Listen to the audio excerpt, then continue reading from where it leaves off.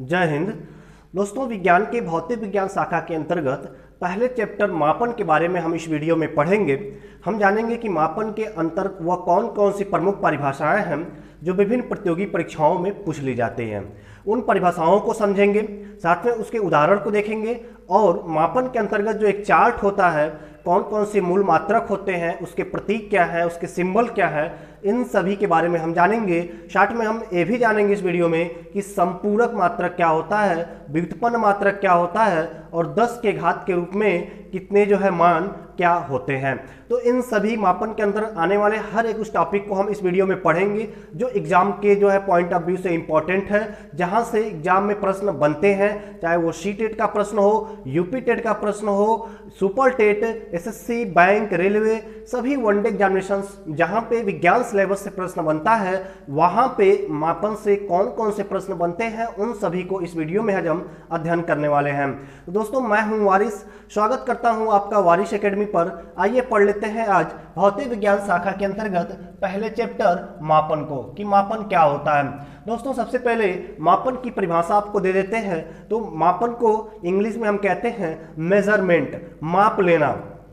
अर्थात कि जब हम किसी भी राशि को जब हम मापते हैं, उसका एक माप लेते हैं, मेजरमेंट लेते हैं, तो वही मापन कहलाता है। तो मापने की जो क्रिया होती है वही मापन कहलाता है। इसको अगर हम जो है ग्रामीण भाषा में या अपने बोलचाल की जो है भाषा में हम कहें तो मापन को हम लोग नापना, बहुत लोग कह देते हैं नापना, लेकिन नापना ही सही शब्द नहीं है, ये अशुद्ध शब्द है। जो इसका शुद्ध शब्द होता है वो मापन होता है। मापन का अर्थ होता है मेजरमेंट लेना। जब किसी भी लंबाई को या किसी भी तरल पदार्थ को जब हम उसके मात्रक में उसको हम मापते हैं, उस राशि का हम पता लगाते हैं कि वो कितना क्वांटिटी है उसका, तो उसी को मापने की जो क्रिया होती है उसी क्रिया को हम कहते हैं मापन। दोस्तों, ये भौतिक विज्ञान का पहला चैप्टर है मापन।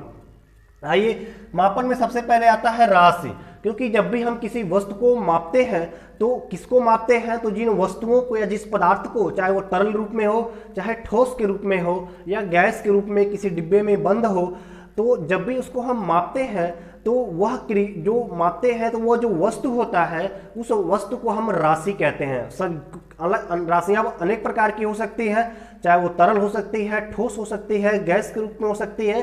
किसी भी रूप में जब कोई वस्तु होती है तो उन सभी राशियों को मापते समय एक नाम दिया जाता है राशि। अब राशि की परिभाषा क्या होती है उस राशि को हम जानेंगे। तो राशि को इंग्लिश में कहते हैं क्वांटिटी।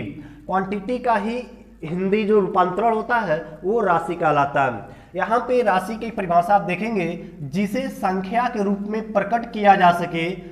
राशि क्या होता है दोस्तों? राशि को इंग्लिश में कहते हैं हम क्वांटिटी। अब क्वांटिटी क्या है? तो जिसे कोई भी पदार्थ को जिसको हम संख्या के रूप में प्रकट किया जा सके, बताया जा सके, व्यक्त किया जा सके, उसे ही हम राशि कहते हैं। अर्थात कि वह सभी पदार्थ जिसको हम संख्या के रूप में बता सकते हैं कि यह 1 है, कि 2 है, 3 है, 4 है, तो वह जो है राशि कहलाता है। अब राशि में आप कहेंगे कि तरल पदार्थ को तो हम नहीं गिन सकते हैं, लेकिन तरल पदार्थ को मापने की जो उसकी मात्रक होता है उस मात्रक से माप करके हम बता सकते हैं कि यह 1 लीटर है, कि 2 लीटर है, 1 किलोग्राम है, कि 2 किलोग्राम है, कि कितना है। तो हर वो राशियां जिसको हम, हर वो पदार्थ जिसको हम संख्या के रूप में माप सकते हैं, संख्या के रूप में बताते हैं जिसको, वही जो है राशि कहलाता है। जैसे कि आप उदाहरण में लेंगे जनसंख्या। अब जनसंख्या कहीं बहुत से लोग खड़ा हों या एक जगह बैठे हों तो हम बता सकते हैं गिन कर कि यहाँ पर 100 लोग हैं, 50 लोग हैं, कि 2000 हैं, कितना है। तो ये हम उनकी काउंट करके बता सकते हैं। तो हर एक वह पदार्थ जिसको हम व्यक्त कर सकें, संख्या के रूप में बता सकें, ऐसी सभी पदार्थों को राशि कहते हैं। इसमें आयु भी आता है, उम्र आप बता सकते हैं, कौन से व्यक्ति की एज कितनी है, 1 साल का है, 6 महीने का है, 10 साल का है, 20 साल, 35 साल, 40। तो आप एज बता सकते हैं कि कोई व्यक्ति की एज कितनी है। साथ में वस्तु का भार बता सकते हैं, मेज की लंबाई आप बता सकते हैं। ऐसे वो सभी पदार्थ जिसको हम संख्या के रूप में, जिसके मात्रक को हम जिसको हम उसके मान को संख्या के रूप में हम बता सकते हैं, वही जो है राशि कहलाता है। अब हम राशियां जो है दो प्रकार की मुख्य रूप से पूछी जाती हैं, एक सदिश राशियां, एक अदिश राशियां। तो भौतिक विज्ञान में भौतिक राशियां दो प्रकार की होती हैं, एक होती है सदिश राशि, दूसरी होती है अदिश राशियां। सबसे पहले हम जानेंगे कि अदिश राशि क्या होती है, स्केलर क्या होता है। अदिश राशि को इंग्लिश में कहते हैं हम स्केलर्स। अब स्केलर्स क्या होता है दोस्तों, तो स्केलर्स को आप जानेंगे कि वे सभी भौतिक राशियां जिनमें केवल परिमाण होता है उसे ही हम क्या कहते हैं, अदिश राशि कहते हैं। इसमें दिशा नहीं होता है, ये सभी अदिश राशियां कहलाती हैं। अर्थात कि वो सभी भौतिक राशियां जिसमें केवल परिमाण हो, जिसमें केवल उसके जो है क्या हो, मैग्नीट्यूड हो, जिसमें अर्थात उसमें डायरेक्शन न पाया जाए, केवल मैग्नीट्यूड पाया जाता है, केवल जिसमें परिमाण होता है, उस राशियों को हम क्या कहते हैं, अदिश राशियां कहते हैं या स्केलर कहते हैं।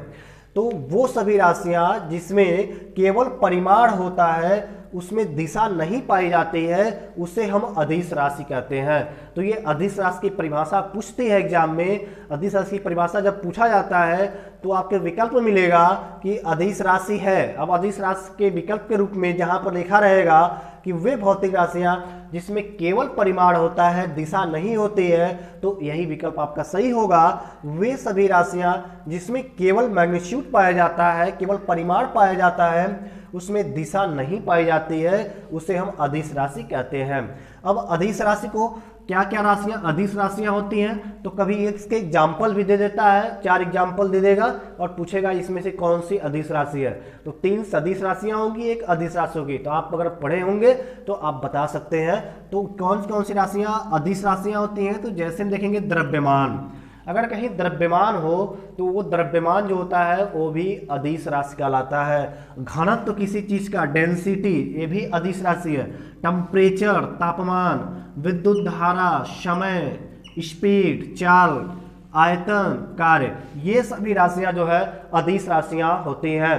दोस्तों एग्जाम में ये बहुत इंपॉर्टेंट है, ये प्रीवियस ईयर के पेपर्स में कई जगह ये पूछा गया है कि अदिश द्रव्यमान कैसी राशि है, तो ये अदिश राशि है। घनत्व भी अदिश राशि है, तापमान, टेम्परेचर, ये भी अदिश राशि है, विद्युत धारा अदिश राशियां हैं, यहाँ पे समय अदिश राशि है, चाल, आयतन, कार्य, ये सभी अदिश राशियां हैं। दोस्तों विद्युत धारा को लेकर के बहुत लोग कंफ्यूज हो जाते हैं और एग्जाम में जो है इसको सदिश राशि में जो है इसको देकर चले आते हैं। ऐसा गलत है, विद्युत धारा सदिश राशि नहीं है, बल्कि विद्युत धारा अदिश राशि के अंदर आता है। आगे हम देखेंगे कि सदिश राशि क्या होती है। सदिश राशि को इंग्लिश में हम वेक्टर्स कहते हैं। तो वेक्टर्स की परिभाषा क्या है, तो आपने देखा कि स्केलर्स की जो परिभाषा है अदिश राशि की, जिसमें केवल परिमाण होता है, दिशा नहीं होती है, वो अदिश राशि कहलाती है। तो इसका जो अपोजिट होगा, ऐसी भौतिक राशियां जिसमें परिमाण के साथ साथ दिशा भी पाया जाता है, वो ऐसी राशियां सदिश राशियां या वेक्टर्स कहलाती हैं। यहाँ पे ऐसी सभी भौतिक राशियां जिसमें परिमाण के साथ साथ दिशा भी पाया जाता है, दिशा भी होता है, उसे हम सदिश राशि कहते हैं। वे सभी भौतिक राशियां जहां पे परिमाण के साथ साथ दिशा भी आपको दिया जाएगा, अर्थात कि आपको उसका द्रव्यमान भी दे दिया जाए कि कोई वस्तु कितना वजन का है, साथ में उसको दिशा भी बता दिया जाए, तो ऐसी राशियां आपकी सदिश राशि कहलाती है। जैसे बल होता है, बल क्या होता है, तो बल में आपको एक भार होता है, भार तो होता है बल में। हमने इस जो है व्हाइट बोर्ड पे हम बल लगाते हैं, अगर हम बल लगाते हैं तो यहाँ से तो हमने बल लगाया, तो ये तो हमारा क्या, ये जो हम बल लगा रहे हैं अपने पंच से, ये क्या हो गया, ये हमारा भार हो गया। जितना भार पे हम बल लगाएंगे, जितना न्यूटन का, ये बल हो गया, फोर्स हो गया। अब ये हम दबा रहे हैं इस व्हाइट बोर्ड की तरफ, तो जिधर दबा रहे हैं ये क्या हमारा डायरेक्शन है कि हम इसको आगे पीछे लेफ्ट राइट किधर इसको हम फोर्स लगा रहे हैं, तो हम सीधे सामने फोर्स लगा रहे हैं। तो ये जो है क्या है, दिशा है। तो दिशा के साथ साथ परिमाण भी जहां पर आपको दे दिया जाता है, वहीं पर सदिश राशियां होती है। यहाँ पे इन राशियों के ऊपर आपको यहाँ पे वेक्टर के ऐसे सिंबल देखने के लिए मिलता है। तो ये जो सिंबल आपको ऐसे मिल जाता है, तो ये सिंबल आपका डोनेट करता है कि ये क्या है, सदिश राशि है। यहाँ पे परिमाण के साथ साथ दिशा भी है, ये दिशा को दिखाता है, रिप्रेजेंट करता है। तो वे सभी भौतिक राशियां जहां पे परिमाण के साथ साथ साथ दिशा भी होती है, उन्हें सदिश राशि कहते हैं। जैसे कि वेग, विस्थापन, यहाँ पे वेग जो होता है, चाल जो होता है अदिश राशि होती है, वेग जो होता है वो सदिश राशि होता है, विस्थापन सदिश राशि है, बल सदिश राशि, अभी हमने आपको समझाया उदाहरण से। रेखीय संवेग ये भी सदिश राशि है, कोणीय संवेग सदिश राशि, कोणीय वेग सदिश राशि, त्वरण दोस्तों यहाँ पे जो त्वरण है ये सदिश राशि है और घनत्व जो है वो अदिश राशि है। तो ये आप अंतर जानेंगे, एग्जाम में अक्सर ये क्वेश्चन पूछा गया है कि घनत्व क्या है, तो घनत्व अदिश राशि का एग्जाम्पल है और त्वरण जो है वो सदिश राशि का एग्जाम्पल है। वेग सदिश राशि है, चाल अदिश राशि है, बल सदिश राशि है, विस्थापन सदिश राशि है, ठीक है, विद्युत धारा अदिश राशि है। तो ये आप अंतर को जानेंगे। बल आघूर्ण ये भी सदिश राशि है, तो ऐसे बल आघूर्ण ये सभी सदिश राशियों के अंदर आते हैं। तो इसको आप उदाहरण से समझेंगे और इसको आप जो है कॉपी में नोट कर लेंगे ये सभी परिभाषाएं, और इसको आप 2 बार 3 बार रिवाइज करेंगे समझते हुए, तो ये आपको कॉन्सेप्ट में क्लियर हो जाएगा, जिससे एग्जाम में आपसे गलत नहीं करेंगे। आगे देखते हैं मात्रक, यूनिट्स क्या होते हैं। दोस्तों हमने देख लिया राशि क्या होती है, इसमें भौतिक राशियों के हमने प्रकार देख लिए, अदिश राशियां और सदिश राशियां। अब हम जानेंगे मात्रक क्या होता है। तो दोस्तों मात्रक क्या होता है, आपने बहुत से मात्रक सुने होंगे कि मूल मात्रक, व्युत्पन्न मात्रक, संपूरक मात्रक, तो ये सभी मात्रकों के बारे में हम इस वीडियो में पढ़ेंगे। सबसे पहले हम जानेंगे कि मात्रक क्या होता है, मात्रक की परिभाषा क्या होती है। तो मात्रक किसी राशि के मापन के लिए, जब हम किसी राशि के, कोई भी राशि हमने पढ़ लिया क्या होता है, तो किसी भी संख्या को, कोई भी पदार्थ को जिसको संख्या के रूप में प्रकट किया जा सके, संख्या के रूप में व्यक्त किया जा सके, वो राशि कहलाता है। तो किसी राशि के मापन के निर्देशन में, उसको मापते समय हम जिन मानकों का प्रयोग करते हैं उसी को हम मात्रक कहते हैं। जब भी हम कोई राशि मापते हैं तो उस राशियों को मापने के लिए एक मापन डिसाइड किया गया है, एक जो है मानक डिसाइड किया गया है कि किस राशि को किस मानक के तहत मापा जाएगा। जैसे कि लंबाई को मीटर में मापना है, भार है, द्रव्यमान है, तो इसको किलोग्राम में मापना है या ग्राम में, तो मापन के अलग अलग जो है उसके अलग अलग पद्धति होते हैं मात्रक के, तो उसको हम आगे पढ़ेंगे। तो यहाँ पे जो हम किसी भी राशि को मापते समय जिन अलग अलग हम जो है उसके मानक का प्रयोग करते हैं, तो वही मानक को ही हम क्या कहते हैं, मात्रक या यूनिट्स कहते हैं। अब ये मात्रक के 2 प्रकार होते हैं, एक मूल मात्रक होता है, दूसरा व्युत्पन्न मात्रक होता है। पहला इसमें क्या होता है, मूल मात्रक होता है। मूल मात्रक को हम इंग्लिश में फंडामेंटल मात्रक या फंडामेंटल यूनिट्स भी कहते हैं। अब ये फंडामेंटल यूनिट्स, मूल मात्रक क्या होते हैं, तो शब्द से ही आप देख रहे हैं कि यहाँ पर लिखा हुआ है मूल।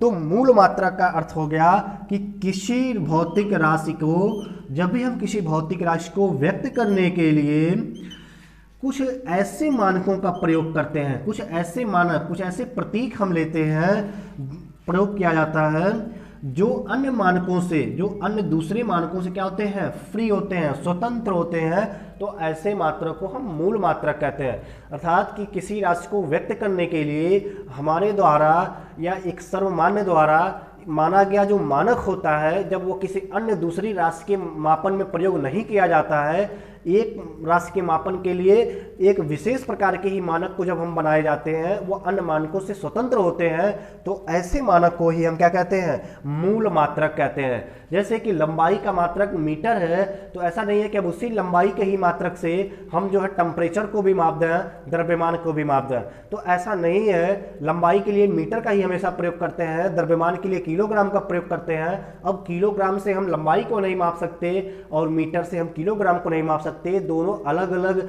मानक हैं, विशेष मानक हैं, एक एक राशि के लिए फिक्स कर दिए गए हैं, निश्चित कर दिए गए हैं। तो ऐसे सभी मानक जो एक विशेष राशि के लिए मापन के लिए निश्चित कर दिया जाता है, फिक्स कर दिया गया है, मानक मान लिया गया है, जो अन्य दूसरे सभी मानकों से स्वतंत्र होते हैं, फ्री होते हैं, तो ऐसे सभी मानकों को ही हम क्या कहते हैं, स्वतंत्र मात्रक कहते हैं। और यही स्वतंत्र मात्रक मूल मात्रक या फंडामेंटल यूनिट्स कहलाते हैं। यहाँ पे दोस्तों जैसे आप पढ़ते हैं मीटर, सेकेंड, किलोग्राम, तो ये सभी जो मात्रक हैं ये मूल मात्रक होते हैं। और मूल मात्रकों की जो कुल संख्या है ये 7 होती है। साथ में 2 संपूरक मात्रक होते हैं, रेडियन और स्टेरेडियन, तो इसको भी हम पढ़ेंगे अपने नेक्स्ट स्लाइड में। तो हम जान लिया कि मूल मात्रक क्या होता है। तो वे सभी मात्रक जो अन्य मात्रकों से स्वतंत्र होते हैं, जो एक निश्चित मानक के लिए, एक राशि के लिए निश्चित मानक तय किए जाते हैं, वे सभी मूल मात्रक कहलाते हैं। मूल मात्रक की जो कुल संख्या होती है ये 7 होती है, और 2 जो है समपूरक मात्रक होता है, रेडियन और स्टेरेडियन। तो आगे हम पढ़ेंगे व्युत्पन्न मात्रक क्या होता है। दोस्तों यहाँ सबसे लास्ट में है व्युत्पन्न मात्रक। तो व्युत्पन्न का आप शब्द से ही जानेंगे, व्युत्पन्न होता है जो दोबारा से बनाया गया हो, जो दोबारा से डिराइव कर दिया गया हो।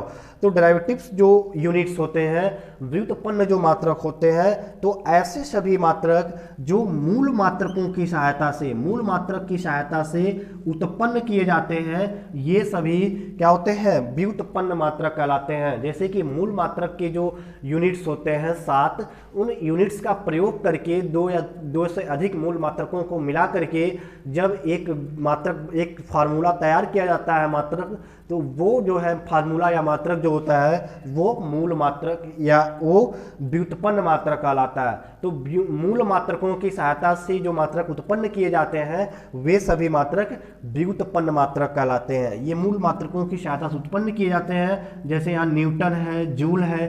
तो ये सभी जो मात्रक होते हैं, न्यूटन, जूल, पास्कल, ये जो आप पढ़ते हैं, ये मूल मात्रक जो होते हैं 7, उन्हीं की सहायता से इन मात्रकों को भी जो है उत्पन्न किया जाता है, इसलिए इसे हम व्युत्पन्न मात्रक कहते हैं। तो यहाँ पे दोस्तों आपने मापन की परिभाषा से लेके राशि, सदिश राशियाँ, अदिश राशियाँ, मात्रक, इसके प्रकार, मूल मात्रक और व्युत्पन्न मात्रक, इन सभी परिभाषाओं को आपने समझा। इसके बाद नेक्स्ट स्लाइड में हम पढ़ेंगे कि जो 7 मूल मात्रक होते हैं वो क्या होते हैं, उसकी सिंबल्स क्या होते हैं, साथ में कुछ और भी इससे अंदर आने वाले टॉपिक्स को हम अध्ययन करेंगे। आइए आगे देखते हैं मात्रक पद्धतियाँ। दोस्तों अगला है मात्रक पद्धतियाँ। मात्रक पद्धतियों में इंग्लिश में कहते हैं इसको सिस्टम ऑफ यूनिट्स। जैसे हमने मापन पढ़ा, मापन में जब किसी वस्तु को मापते हैं तो मापने के लिए अलग अलग हमने मात्रक पढ़ा। मात्रक में हमने 2 मात्रक पढ़ा, एक मूल मात्रक, एक व्युत्पन्न मात्रक। मूल मात्रक के बारे में हमने पढ़ा कि जो मात्रक किसी अन्य मात्रकों से स्वतंत्र होते हैं, एक विशेष मानक होते हैं, वही मात्रक को हम मूल मात्रक कहते हैं। अब इन मात्रकों को अलग अलग देश में दोस्तों अलग अलग जो है तरीके से मापा गया। जैसे एक जो मानक तय किया गया वो अलग अलग कंट्री में अपना एक अलग अलग मानक जो है तय किया गया। तो इस तरह से 3 मानक जो है प्रचलित हुए, साथ में सभी देशों को मिला करके एक कॉमन, एक सभी देशों के लिए एक सर्वमान्य मानक को तय किया गया, तो वह अंतर्राष्ट्रीय मानक कहलाया। तो इस प्रकार से जो पद्धतियां हैं मात्रक के, ये कुल 4 पद्धतियां जो है प्रचलित में है। जो 4 पद्धतियों की जो मान्यता प्राप्त है, इसी में जो है मात्रकों को मापन को, राशियों को मापा जाता है। तो यहाँ पे जो पहला पद्धति है वो सीजीएस पद्धति है। दोस्तों सीजीएस पद्धति सी से होता है सेंटीमीटर, जी से होता है ग्राम और एस से होता है सेकेंड। तो इसीलिए इसको हम सीजीएस पद्धति कहते हैं। अब ये कहाँ पे प्रचलित हुआ, तो सीजीएस पद्धति का प्रचलन शुरुआत फ्रांस से होता है। फ्रांस की भाषा को हम फ्रेंच कहते हैं, तो इसीलिए सीजीएस पद्धति को फ्रेंच या मीट्रिक पद्धति के नाम से भी जाना जाता है। तो पूछा जाता है कि फ्रेंच या मीट्रिक पद्धति कौन सी भाषा होती है, तो फ्रेंच या जो मीट्रिक पद्धति होती है वह भी सीजीएस पद्धति कहलाती है। या सीजीएस पद्धति को आप फ्रेंच पद्धति कहिए, या मीट्रिक पद्धति कहिए, या मीट्रिक पद्धति को फ्रेंच पद्धति या सीजीएस पद्धति, ये तीनों एक ही नाम है। एक ही जो है मात्रक को हम एक ही पद्धति को कहते हैं, सीजीएस पद्धति या फ्रेंच पद्धति या मीट्रिक पद्धति। इसकी शुरुआत कहाँ से होती है, तो फ्रांस से होती है। फ्रांस की एक भाषा है, फ्रांस की भाषा को हम क्या बोलते हैं, फ्रेंच बोलते हैं। तो इसलिए अब ये सीजीएस पद्धति, जैसे कि सी क्या होता है सेंटीमीटर, सेंटीमीटर लंबाई का जो मात्रक होता है वो सेंटीमीटर हो गया। यहाँ पे आगे हम देखते हैं लंबाई के बाद द्रव्यमान, द्रव्यमान को ग्राम में बताते हैं सीजीएस पद्धति में, समय को सीजीएस पद्धति में सेकंड में बताया जाता है। इसके बाद जो अगला पद्धति दोस्तों प्रचलित हुआ वो ब्रिटेन में हुआ, इसलिए जो ब्रिटेन की पद्धति है इसको हम ब्रिटिश पद्धति या एफपीएस पद्धति के नाम से जानते हैं। एफपीएस पद्धति, एफ से होता है फुट, पी से पाउंड और एस से सेकंड। तो यहाँ पे एफपीएस पद्धति को ब्रिटिश पद्धति के नाम से भी जाना जाता है, क्योंकि जो इसकी शुरुआत होती है वो ब्रिटेन से होती है। अब एफपीएस पद्धति में लंबाई को किस में बताते हैं, फुट में, द्रव्यमान को पाउंड में, समय को सेकंड में बताते हैं। तो ये जब लंबाई को फुट में, द्रव्यमान को पाउंड में और समय को सेकंड में बताएंगे तो ये जो पद्धति होगा ये ब्रिटिश पद्धति होगा या एफपीएस पद्धति होगा। ब्रिटेन में लंबाई को लोग फुट में बताते हैं, वहां पे द्रव्यमान को पाउंड में बताया जाता है और समय को सेकंड में मापा जाता है। उसी तरह से फ्रांस में आप जाएंगे, फ्रेंच पद्धति में जाएंगे तो वहां पे लंबाई को लोग सेंटीमीटर में आपसे बताएंगे, द्रव्यमान को ग्राम में बताया जाता है, समय को सेकंड में बताया जाता है। अगला हम बात करते हैं भारत की। दोस्तों जो भारतीय पद्धति है वो एमकेएस पद्धति है। तीसरा जो पद्धति है वो भारतीय पद्धति, इसको हम एमकेएस पद्धति कहते हैं, जो हम लोग अपने आम जनजीवन में जिस जो है मानक का प्रयोग करते हैं वो एमकेएस पद्धति होता है। इसको हम भारतीय पद्धति के नाम से भी जाना जाता है। यहाँ पे लंबाई को मीटर में बताया जाता है, द्रव्यमान को किलोग्राम में, समय को सेकंड में बताया जाता है। तो इस प्रकार से आप देख रहे हैं कि जो समय का मात्रक है वो तीनों पद्धतियों में समान है, चाहे आप सीजीएस पद्धति में जाइए, फ्रेंच पद्धति में समय को सेकंड में, ब्रिटिश पद्धति में या पीएस पद्धति में समय को सेकंड में, भारतीय पद्धति या एमकेएस पद्धति यहाँ भी समय को सेकंड में बताया जाता है। आगे जो है चौथा जो पद्धति होता है दोस्तों, जो सभी पूरे विश्व के लिए एक सर्वमान्य परिभाषा मानक है, इसको जो है यूनाइटेड नेशन जो है, इसको जो संयुक्त राष्ट्र संघ है वो डिसाइड करता है, पूरे विश्व के लिए एक समान मानक होता है। तो इसको हम अंतर्राष्ट्रीय मात्रक पद्धति के नाम से जानते हैं। यह जो अंतर्राष्ट्रीय मात्रक पद्धति होता है, यह जो एमकेएस पद्धति होता है, इसी का नवीनतम या संशोधित रूप होता है, जिसको हम अंतर्राष्ट्रीय पद्धति या एसआई यूनिट्स के नाम से हम जानते हैं।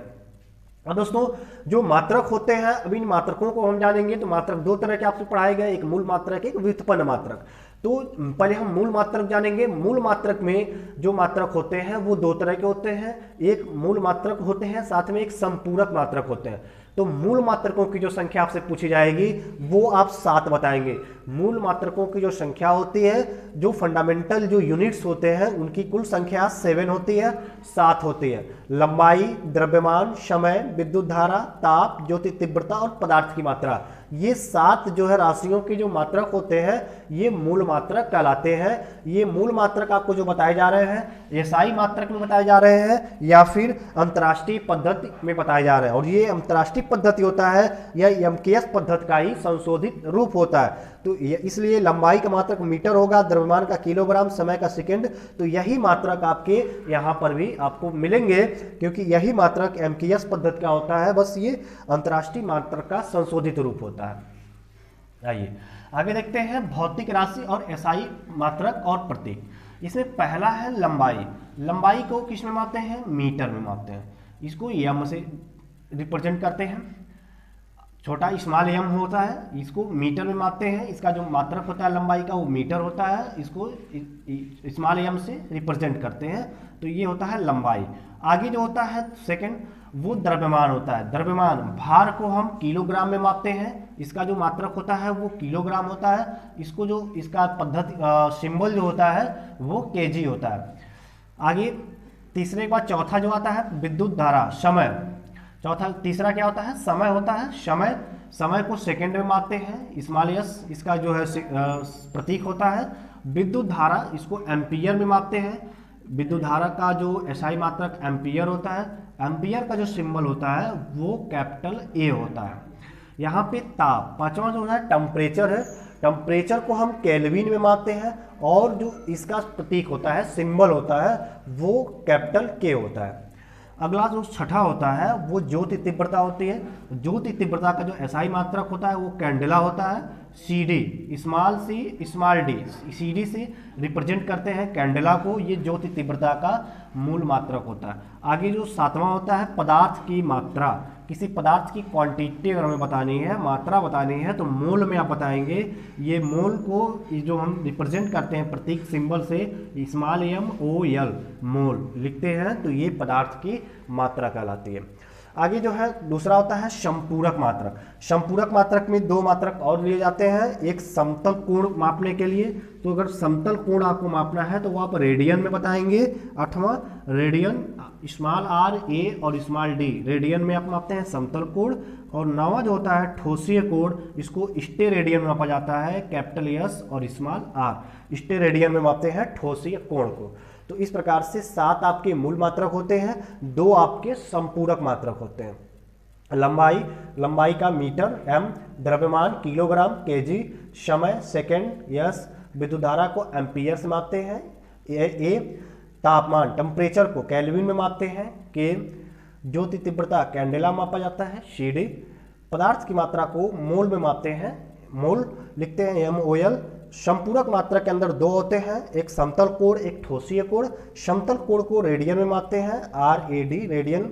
आगे ठोसीय कोण को स्टेरेडियन में बताया जाता है, S और R से मापा जाता है। तो ये आपके मात्रक होते हैं, उसके एसआई मात्रक और भौतिक राशियाँ एसआई मात्रक, और ये उसके सिंबल हो गए, प्रतीक हो गए। साथ में आपके जो है मात्रक की जो पद्धति है, सिस्टम ऑफ यूनिट्स है, इसको बता दिया गया। इसके बाद से हम एक नेक्स्ट स्लाइड देखेंगे, इसमें हम 10 के घात के रूप में कौन कौन से संख्याएं को कितना हम मान देते हैं उसके बारे में हम जानेंगे, और वो हमारा जो टॉपिक होगा इस क्लास का अंतिम टॉपिक होगा। तो देख लेते हैं अगले स्लाइड को। आइए देखते हैं 10 के विभिन्न घातों के प्रतीक। अब हम जानेंगे, लास्ट टॉपिक होगा हमारा मापन का, कि 10 के जो विभिन्न घात आपसे दे दिए जाते हैं और पूछे जाते हैं कि यह किसका मान है और इसका सिंबल क्या है। तो ये आपको याद रखना बहुत जरूरी है, इसमें जो इंपॉर्टेंट है वो भी हम बताएंगे आपको। तो इसमें सबसे पहले हम देखेंगे 10 की घात, यहाँ उसके नाम देखेंगे और फिर उसका सिंबल देखेंगे। पहला जो होता है दोस्तों वो 10 के घात 18 होता है। 10 के घात 18 का जो मान होता है ये क्या होता है, 10 के घात 18 का जो वैल्यू होता है वो एक्सा होता है, इसको हम बोलते हैं, इसका सिंबल कैपिटल ई होता है। 10 के घात 18 को हम एक्सा बोलते हैं, EXA, इसका सिंबल कैपिटल ई होता है। 10 के घात जो 15 होता है इसको हम पेटा बोलते हैं, PETA, कैपिटल P होता है इसका मान। 10 के घात 12 इसको हम टेरा बोलते हैं, जहाँ पे 10 के घात 12 दिया हो ये टेरा कहलाएगा। टेरा का जो सिंबल होता है कैपिटल T होता है। 10 के घात 9 इसको गीगा बोलते हैं, और गीगा का कैपिटल G होता है सिंबल। 10 के घात 6, ये आपको सब जो घात है ये प्लस में है, तो 10 के घात 6 इसको मेगा बोलेंगे, कैपिटल M। फिर इसके बाद 10 के घात 3 1000, इसका मान किलो होता है, आप जानते हैं, स्मॉल के होता है ये। इसके बाद 10 के घात 2, 10 के घात 2 होगा तो इसको आप हेक्टो बोलते हैं। हेक्टो को आप स्मॉल h से डोनेट करते हैं, रिप्रेजेंट करते हैं। 10 के घात 1 है तो इसे आप डेका बोलेंगे, स्मॉल d और स्मॉल a। 10 के घात, अब यहाँ से आपको माइनस में मिलेगा, तो 10 के घात -1 ये आपका क्या कहलाता है, डेसी कहलाता है। ये आपको स्मॉल डी से आप इसको रिप्रेजेंट करते हैं। 10 के घात -2 को सेंटी बोलते हैं, सेंटी, इसको आप स्मॉल सी से रिप्रेजेंट करते हैं। 10 के घात -3 को मिली बोलते हैं, इसको आप स्मॉल एम से रिप्रेजेंट करते हैं। 10 के घात यहाँ पे -6 ये आपको माइक्रो कहलाता है, माइक्रो को आप म्यू, या माइक्रो का सिंबल है, म्यू का सिंबल है, से आप डोनेट करते हैं, इसको रिप्रेजेंट करते हैं। 10 के घात -9 को नैनो, नैनो को आप स्मॉल एन से रिप्रेजेंट करते हैं। 10 के घात -12 है, इसको पीको बोलते हैं, पीको को आप स्मॉल पी से रिप्रेजेंट करते हैं। 10 के घात -15 इसको आप फर्मी, स्मॉल एफ से रिप्रेजेंट करते हैं। तो ये आपके महत्वपूर्ण सिंबल्स होते हैं जो आपसे पूछा जाता है। लास्ट में एक और होता है 10 के घात -18 होता है, जिसे आप +18 था, 10 के घात -18 है तो इसको आप एटो बोलते हैं, स्मॉल ए से रिप्रेजेंट करते हैं। तो इस प्रकार से ये आपके 10 के घात वाले हो गए। इसमें जो आपका इंपॉर्टेंट है वो कौन सा इंपॉर्टेंट है, तो आपका ये पहला इंपॉर्टेंट है, ये आपका इंपॉर्टेंट है यहाँ पे, साथ में और आप जो है इंपॉर्टेंट, आप ये टेरा वाला इंपॉर्टेंट है आपका, इसको आप याद रखेंगे। 10 के घात 12 को टेरा बोलते हैं, इस कैपिटल टी से लिखते हैं। फिर इसके बाद से यहाँ से आपको ये पूछा जाता है, किलो तो आपको मालूम ही है, हेक्टो पूछा जाएगा, तो ये इंपॉर्टेंट है आपका हेक्टो वाला। 10 के घात 2 प्लस में है तो आप हेक्टो लिखेंगे, HECTO, हेक्टो को स्मॉल h से रिप्रेजेंट करते हैं। फिर डे का आप तो सेंटीमीटर ये आप बता ही सकते हैं, 10⁻2 को सेंटी बोलते हैं। डे का को 10⁻1/10 लिखिए या 10⁻−1 लिखिए। ये आपका क्या हो गया, डेसी हो गया, स्मॉल डे से। फिर आपका इंपॉर्टेंट है ये मीली वाला। दोस्तों मीली वाला पूछ लिया जाता है कभी कभी, 10⁻³ अगर हो, अर्थात कि 1/1000 यदि आप करेंगे तो आपको मिली मिलेगा। ये स्मॉल एम से रिप्रेजेंट करते हैं। इसके नीचे ये इंपॉर्टेंट है माइक्रो वाला, 10⁻6 ये माइक्रो का होता है, म्यू से रिप्रेजेंट करते हैं। और ये कई बार पूछा गया है नैनो वाला, 10⁻9 को नैनो से रिप्रेजेंट करते हैं, स्मॉल एन से, 10⁻9। बाकी पीको का 10⁻12, फर्मी का 10⁻15, इसके नीचे 10⁻18 है जिसको एटो बोलते हैं, इसको हम स्मॉल ए से रिप्रेजेंट करेंगे। तो इस तरीके से आपको दोस्तों मापन के बारे में जितने भी इंपॉर्टेंट टॉपिक्स थे जो एग्जाम में पूछे जाते हैं, महत्वपूर्ण हैं, इन सभी को आपको बता दिया गया। आशा करते हैं आप इसको अपने नोट्स में लिख लिए होंगे। नहीं लिखे हैं तो अपना नोट्स बनाते रहिए, नोट्स बना लीजिए, जो आपके एग्जाम के समय में रिवीजन करने में आपको बहुत मदद करेगा। दोस्तों विज्ञान, मैथमेटिक्स, हिंदी और इंग्लिश, जनरल स्टडीज, ये सभी क्लासेस हमारे चैनल के माध्यम से रेगुलर दिए जा रहे हैं। चैनल पे आप पहली बार हैं तो चैनल को सब्सक्राइब कर लीजिए, नोटिफिकेशन को ऑल कर लीजिए। साथ में आप चैनल पे हमारे पुराने जो है, आप हमारे विद्यार्थी हैं या फिर नए हैं, तो चैनल को आप वीडियो को लाइक कीजिए, दोस्तों में शेयर कीजिए, साथ में कमेंट करके बताइए कि ये क्लास आपको कैसा लगा। मिलते हैं फिर नए क्लास में। जय हिंद, शुक्रिया। For more updates, subscribe to our channel.